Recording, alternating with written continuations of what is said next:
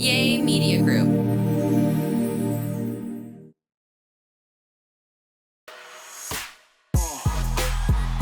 Hello, hello, hello, and welcome to There I Said It. Yes, with me, Tambra Cherie, and of course, Gary with the T. Guys, we are a twosome today. We're missing out on our threesome. Hey, Gary. Hey, Tam, how are you this beautiful Wednesday morning?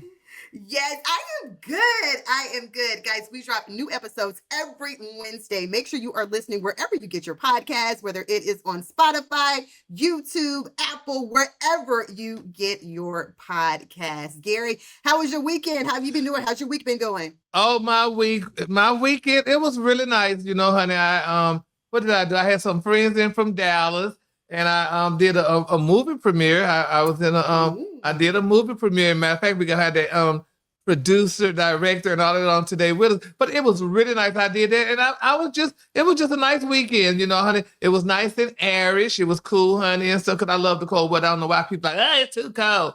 But I just really enjoyed it. So it was beautiful. And how was yours?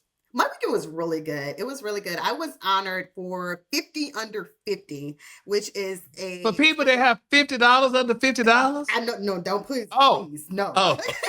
Oh God, no, please no. No, but it was like 50 under 50 elite professionals in Mississippi. Oh, it was a great event. Really? Event. Yes, of course. It was a really great event. You know, it's always an honor to be honored because I always say people do not have to do that. They sure damn don't. No, they don't. I remember the times. Yeah, when you're actually recognized for your talent and the work that you're doing, you appreciate it. I know I do.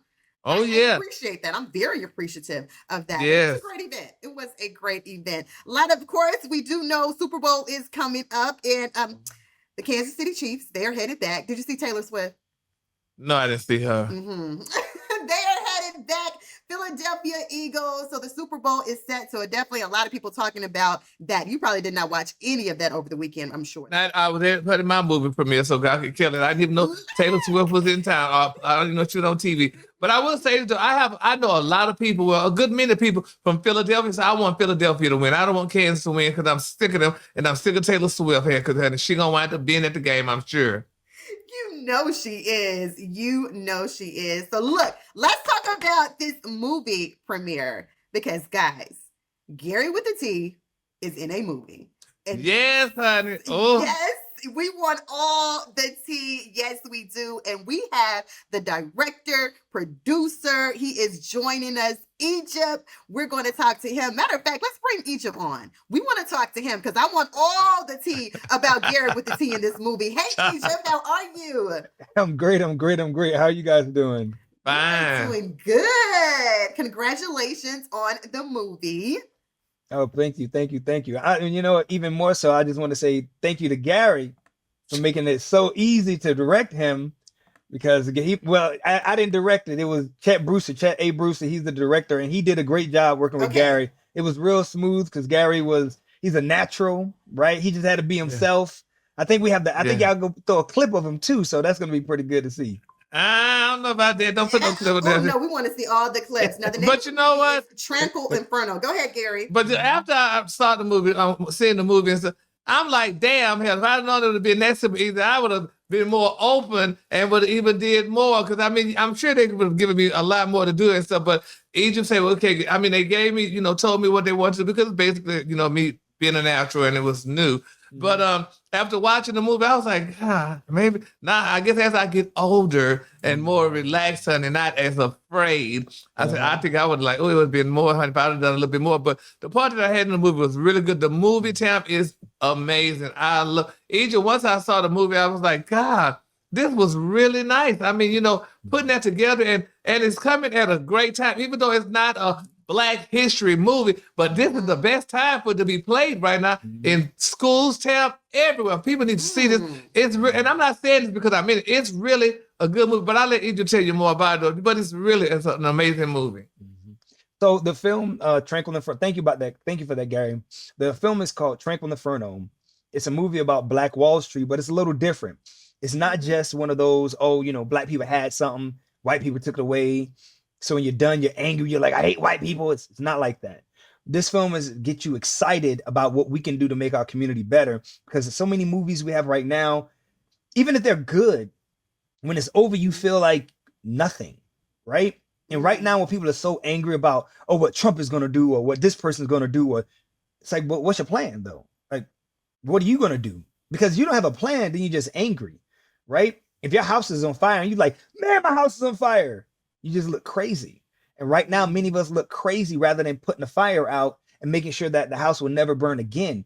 And that's what this film does. And Gary does a great job in it. When he comes in on the screen, actually, I snuck in to see that part because I wanted to see how people reacted when Gary came on the screen. And people did exactly what I thought they were going to do. When they saw Gary, they laughed because he's a natural. So, and also when we casted Gary, because I said, man, listen, I just got a couple of lines for you because I didn't want to bother him. But I really wanted him to do a lot more. Anyways, years ago. But I wanted him to do a lot more, but I didn't want to bug him, and he did it. So now I know that next time around he can handle. Oh yeah, he's willing to do a lot more because I knew he could handle it. But I was just like, man, I didn't want to bug him. But now, yeah, it's gonna go down next time, Gary. Be ready. I got it. I am. Oh yeah. I want to do a nude scene. I mean, no. Oh. Now, Egypt, you just said it was a couple of years ago. How long did it actually take the film to, I guess, to produce the film and then to get the film out? So we started in 27 years. So we started in 2017. 7 years. So to get it out, and literally when I told my mentor while he was alive, then I told his widow every day for 7 years. And it wasn't like a on and off. Because the amount of money it took to that I was given originally, I was just really either ignorant, whatever term you want to use. I took that money and said I could make a feature film with this amount of money. Needless to say, I should have said no, but I did it and I didn't give up. So every day I'm putting more money behind it to get the little parts fixed, little parts, and then we got to finish it in December of last year. No, I'm sorry, November of last year. And then I was like, all right, we're going to do it in January. And then that's actually how it comes. So seven whole years straight, 7 nonstop. years. 7, honey. That is a testimony in itself. When you talk about consistency, when you talk about determination, when you talk about motivation, did you ever feel like giving up on the film? Did you realize that it would take 7 years? So, no, I didn't think about giving up. Because the person who like we started this together he's my father. He passed in 2020, and he means so much to me that I thought because he came in my life when I was 15, and just as a mentor, like a guy gave me scholarships to go to college. Him and his wife, his name is Dr. Ruffin. His wife is Mrs. Ruffin, and the way I looked at it is like for 4 years. After he passed, like I have a reason to think of him, and I believe people truly die when we have no reason to say their names. So I was blessed for 3 additional years to have a reason to say his name, to keep seeing images of him in the movie, and I think that was worth it because, again, if not for that, then I have an image of him. Of course, I see him, but it's different when you're looking at this. Frame by frame, you're like, oh yes. God, this is messed up. I got to fix that. So, and this was a great way of honoring him because, I mean, it was an idea we came up with together, and he had no idea how film worked. When I tell you he had no idea, this brother I done created nonprofits, and I have so many documents that he told me to create because he didn't know what he was doing, and I knew what I was doing, but as a mentee, I was like, okay, I've been obedient, and the idea of like finishing it to me was a testament to a part of the film. Like if you look at the film, I talk about some of the tenets of what it takes for us as Black people to come together and succeed. And one of those things is not giving up.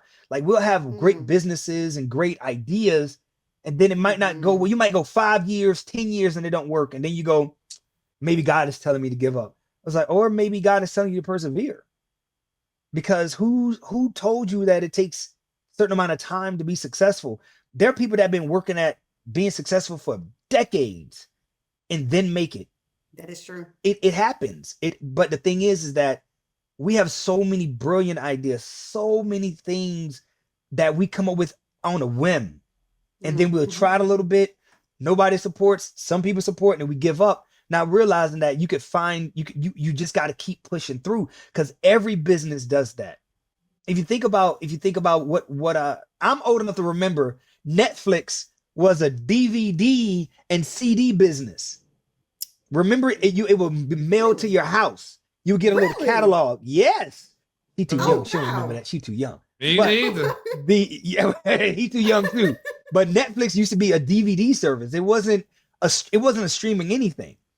Okay. I remember Blockbuster being the thing that if you got a girlfriend, y'all go to Blockbuster and y'all just walking around Blockbuster, and when you if you pick out like 5, they had deals like you get such and such for 5 movies, whatever. If you had enough money for popcorn and candy, the girl looked at you differently. That was Blockbuster.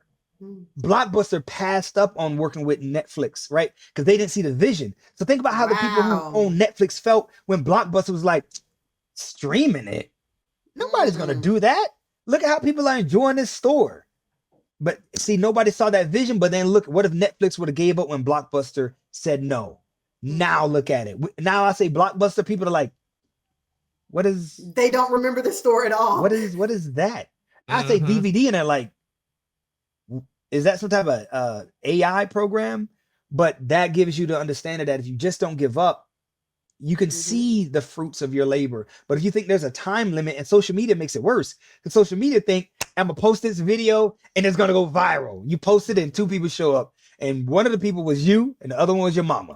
And now you're like, nobody likes it. But then if you would have kept pushing through, who would have known? You would have become a Gary with the T, or a Tambra. You could have been one of these icons, but you gave up. So that's why it means so much to me to even get this done. Well, I'm glad. I'm glad you stuck with it. So, because I tell you, honey, when you called me and said it was coming, I'm like, I almost said, child, what are you talking about? That's been so damn long ago. But and also what was it was really, and it was premiered in a theater. Yes, sir. You know, yes, you didn't have it. You didn't premiere it at somebody's house or nothing like that, honey. You know, it was at a theater, a full-fledged theater and stuff. So I'm just so proud of you, Egypt, and I just think, I'm glad, you persevered and continued and didn't give up and stuff. So it's really, and the movie is just a great movie. My friends were very impressed. We just really liked it. It was really a good movie, and I learned something. Yes. I do want to ask our producer, do we have this clip of Gary? I want to see it. Oh, I do want to see this clip. I want to see this clip of Gary in this movie. I want to see it. I know our listeners and our audience wants to see it. Well, they need to go to the movie then. Can we get a teaser or something? Yeah, I mean, it was just, he was, so Egypt, your character, his character was, it's like he was doing a big speech or whatever. Okay. At a school and what have you, and and it would go back and forth to where I was a viewer, like watching it from home, because I didn't go to the school to watch it, and it was me and I don't remember filming it with that girl. I'm like, who is that? Damn, I'm like, who is that? I don't remember her. Oh my goodness! I don't remember, but then this young lady, we were at home watching it because we had to hear his speech, honey, because it was such a profound speech, and it just, so it was, it was good. So her Miss Rachel, good. I can't keep this pause. Gary, now I can't watch anything without my popcorn. Sweet Jesus, girl, it's just getting good, child. Honey, I got my pen and paper ready. So that was. I love it. Because he was, so we were watching him on TV. What was your character name? Dr. Akita. Dr. Akita, he was doing this speech, and we were like, so she and I were at home watching stuff. So, but it was very interesting, though. So and they had another little clip somewhere up in there too, though. Yes. But it was really, it was really nice. So look, I was glad I did that part now, honey, because hell, when Egypt came to me, I wasn't too long, had just moved to Atlanta. Yes, that's true. Wow. That is true. Yeah, so that is true. So I'm like, what the hell this is? And what we do a movie and stuff. And I'm like, okay, well, look, I ain't doing all that stuff. And but it came out, so I'm glad. Look, I'm glad that part didn't make the cutting room floor. But it's funny though, when you just saw that right now, but I promise you, the people watching, if you go and watch it yourself, even though you saw it right now, when you actually see how everything comes together and then Gary pops up, you're gonna laugh. Like you have no choice, because even I laughed. I'm like, you're gonna be surprised, because Gary is what makes him special is that he is him 24/7. I love that. And Absolutely. many people can't do that. Like this great speaker who helped me become the speaker that I am. His name is Carlos Gonzalez. And what he did is he said, I got on stage one day, getting ready to do this speech, and I was like, so one thing that he was like, what are you doing? I was like, I'm practicing my speech. He was like, then speak. And I was like, so one thing, he was like, hey, talk to me. And then I said, what? No. Tell me what you're going to say. I said, so what I'm going to do is he said, then talk like that. And then he said, the hardest thing for most people to do is to be themselves. Every day, most people practice this goofy thing of trying to be like this other person. It's like, it's harder to be yourself because we always are practicing being somebody else. And I was like, be yourself. And Gary, when I talk on the phone with him, even the day he's him. And that's a blessing, because that means either he's crazy or he's crazy enough to believe that he is good the way he is. And many people can't, and that's a blessing, because many people are not okay with the way they are. So they're always trying to be something else. So if I meet Gary 7 years later, he's talking with a British accent or something. Like, Gary, what is happening? I think this is no. But he's himself. So when you see him, like when the camera pans and you see man, I said, this is crazy. Because this guy, and some people's success, last thing I say, I promise. Some people's success is predicated on a lie. And when you meet them, you go, damn, I thought you were something different. But Gary is literally him 24/7. Yes. And it didn't change in 7 years. And I met some people over the years. And when I tell you, I'm like, dang, I wish you would have showed me this 7 years ago.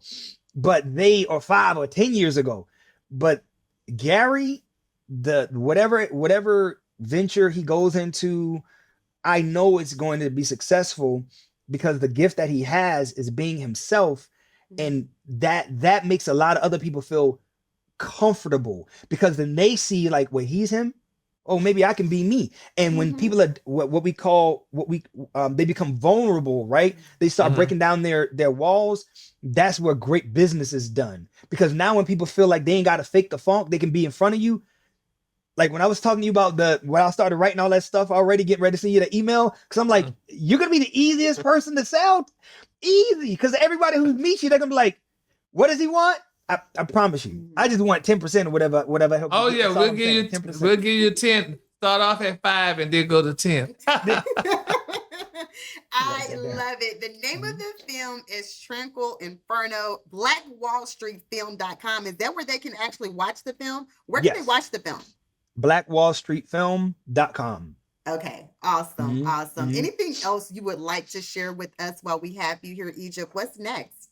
So this film, we're premiering this film in a different place, in many different places. We're going to Ethiopia next month to premiere it. We have a premiere in Arizona. So all I ask, you see this, you can need help one or two ways. One, you can go and just buy the film. It's on the website. That helps us raise more money to be able to do these film festivals. And two, if you have a church, an organization, or what have you, and they want to do a premiere of the film, at the end of the film, we do a conversation. It's called Recreating Black Wall Street. So we tell the audience literal ways that we right now can recreate Black Wall Streets, not just fictional, like real concrete ways that are very simple, that we can rebuild our community. So you can book us to come there. It'd either be me or this young man by the name of Marcel Dixon. He ran for Congress. This brother is phenomenal. So that's the two ways. You go to blackwallstreetfilm.com. You either stream the film, or you can bring us or you can bring us to your area where we get a chance to show you the film and tell you how we can literally change our community right now, not 20 years from now, but today. You said a list of reasons. Give us one right now. It's Just called one of those 2012. All you have to do every month is budget $20 to spend in a black business. Just $20 every month that you're going to spend. And what that does psychologically is it programs you to start thinking black as a mandate. And many times we don't do that. We think black when something crazy happens, right? Like somebody says something like they get rid of DEI, then all of a sudden now you want to support black businesses. But if you were already supporting black businesses, it wouldn't matter what DEI or EPT or EBT, none of that would matter because you were already doing it. So in my household, we don't care what they do. We doing this automatically, so it didn't affect us. That's one of the things. It's called 2012. 2012. $20 every month. It's 12 months, $20 every month. You say this $20, I'm budgeting this. This is going to go to a black business, and you pick a new black business every month or the same black business. You can get something I to love eat that. or what have you. So yeah.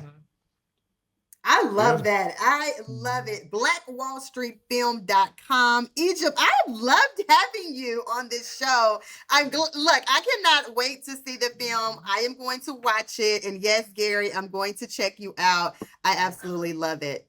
So Yes, you can hang up. Now we do a little gossip. I know you're not, but honey, we're gonna do a couple of stories before we go. We're just gonna see what you could say about it, what you might think about it. Okay. All right, Tam, go ahead. What's our first story we're gonna do? Well, I guess like the very first thing we can talk about, since we're talking about movies and all of this like television, Chris Brown, he is actually suing the producers behind a docuseries on the ID channel called Chris Brown, A History of Violence. Yes. Yeah. Now, he said the project is full of lies and it's defamation of character. So he is actually suing for $500 million. I have not seen it, but I did hear about it. But I heard about it too. Have you heard anything about it? You probably didn't hear about it, but No, I but the didn't thing hear is, about that. 500 million. Yeah, 500 but million. He said he's suing for defamation of character.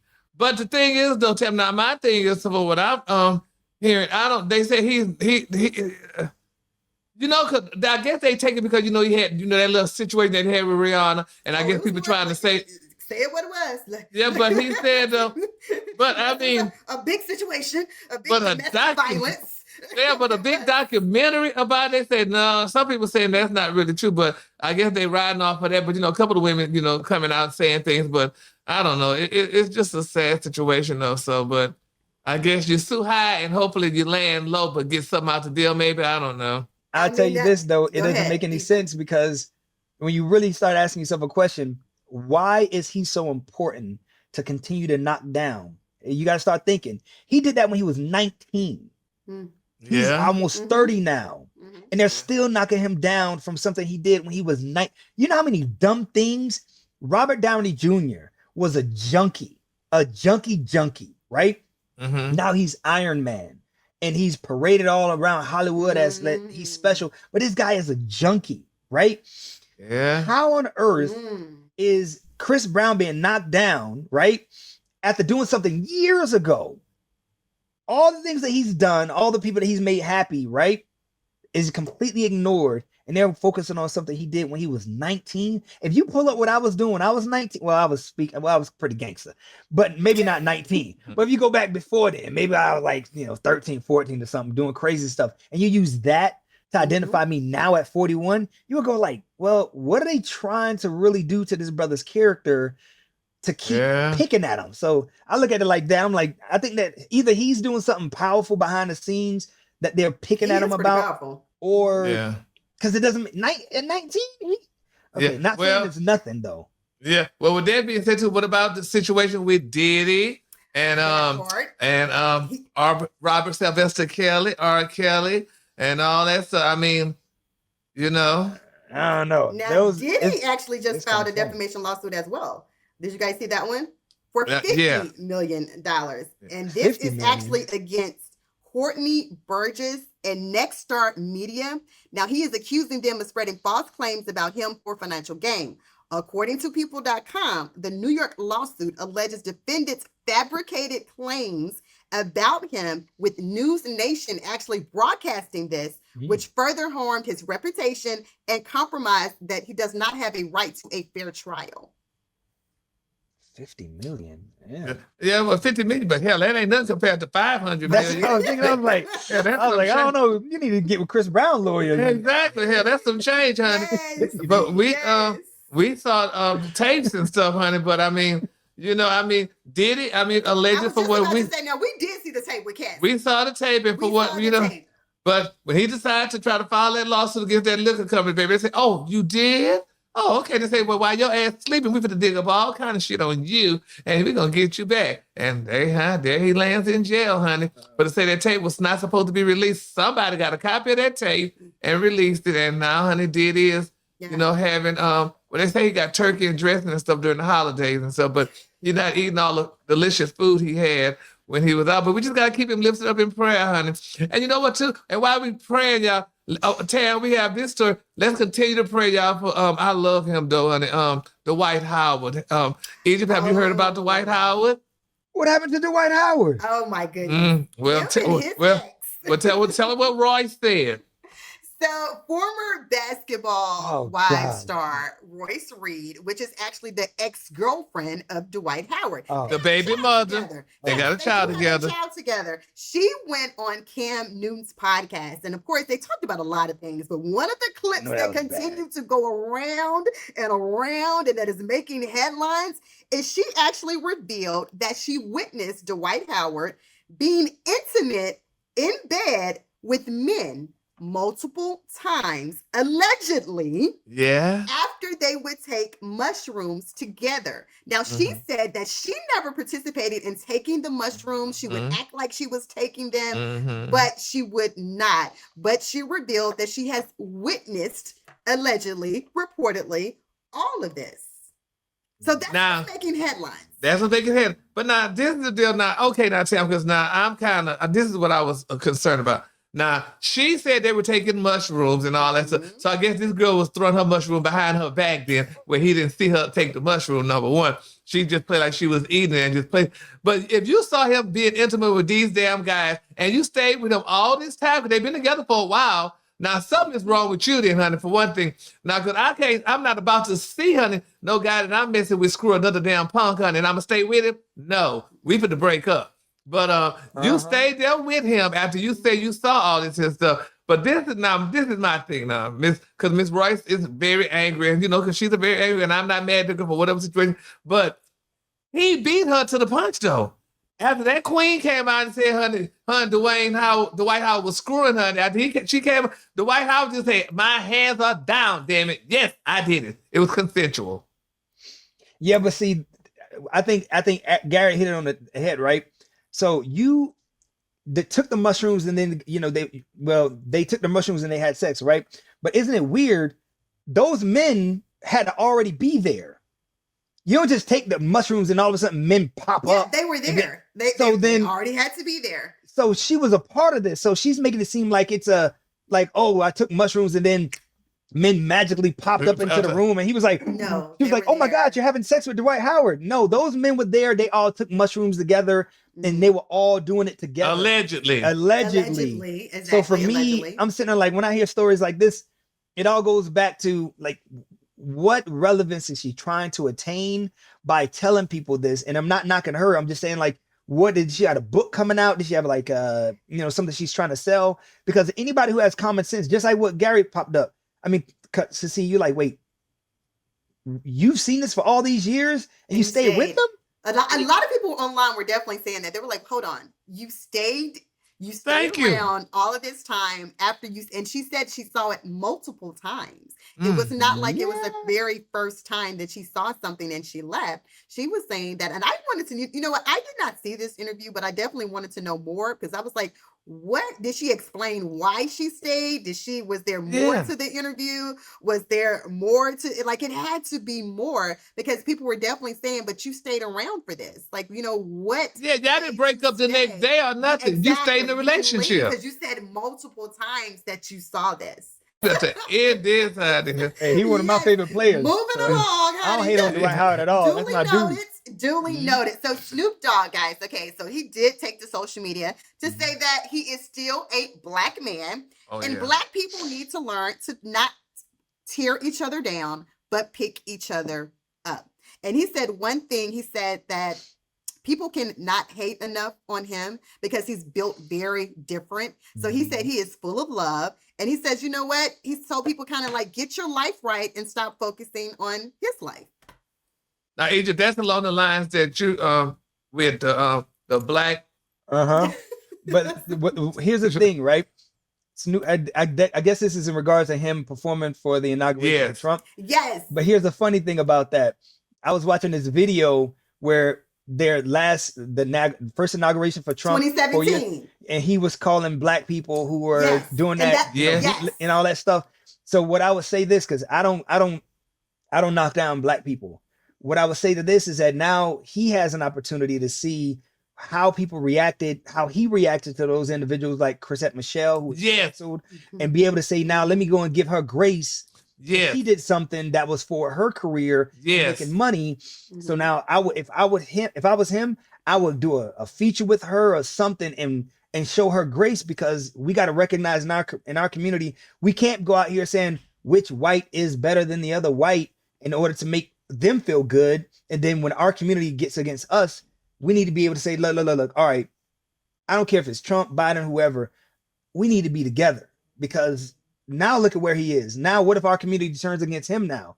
He's going to feel like how she feels. And Chrisette Michelle was our girl. Remember that? Yes, she was. That damn girl career almost ended. I went and seen her. I saw her like last year or whatever. And I love Chrisette Michelle. Now, you didn't hold her damn down. And that's why they say, honey, when your ass living in a glass house, don't throw no stones. Not at all. And that's what that was, though. So, and that's sad. But that's good what you said, though. He should do that. So, and he needs to listen to this and do it. And I think it was rapper Trick Daddy who said that Nelly was allegedly paid $1.5 million to actually perform. Well, I tell you what, if they would have offered me something like that, honey, I would just have to pray to Jesus and like, well, you know what, girl, honey, I'm gonna give a couple of $100 to the United Negro College Fund. $100. I say a couple of $100, not 100,000. Yeah, something. Yeah, okay. And but anyway, but it's just sad though. But that's just how it is. And like you were saying, that's what's the problem now when we tearing each other down. I mean, girl, don't ever say what you want to do, because never say never. Because never is such a long time. Like you said, they pulled that video up of exactly how he felt and what he said. And now, he's years later that he performed. And you will be reminded. I literally thought that there was planned, that they saw this video and they said, look, we're going to get Snoop. Exactly. Yep. And here's the funny thing. To perform. I had a conversation the other day. If you don't know who your boss supports, right? Many of us right now have jobs. We don't even know who our boss supports. We don't even speak to the boss, and we go to that job faithfully, right? But if you digged in, especially healthcare workers, if you dig in and figured out, wait, hold on, my boss on this board, this person actually supports whomever, Trump, Biden, Kamala, whomever, and you don't like them, will you quit? Nope. You're gonna go like, dang, they support what? Good point, man, that's messed up, man. That's messed up. That's messed up. I ain't gonna write nothing on social media about it, but I'm gonna tell my friends. Did you know that our executive he does? Yeah, what? Yeah, that racist. Yeah. Are you gonna quit? Huh? Hell, you gonna quit? See, my Lord. Tell anybody 1.5 million? Do you know what 1.5? Listen, 1.5 million dollars. You can get a whole new ID, you can get a little bit of your face changed up. They don't know you no more. As a matter of fact, you can tell everybody there's a disease running around. You can walk around with a mask. Nobody even know who you are.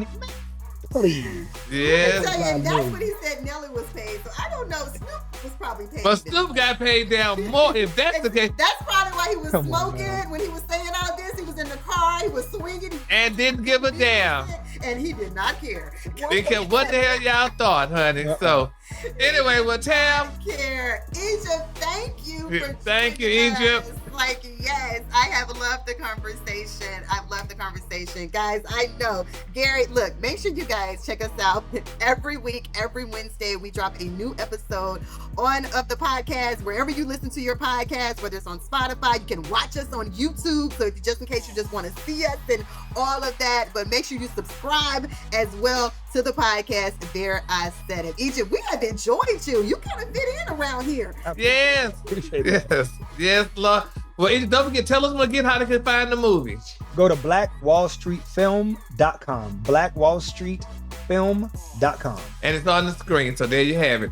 Well, Egypt, you have a great day in the bed tomorrow, and I'll be looking for my next role. Tam, we're going to find Tam something, honey. Find me something, right?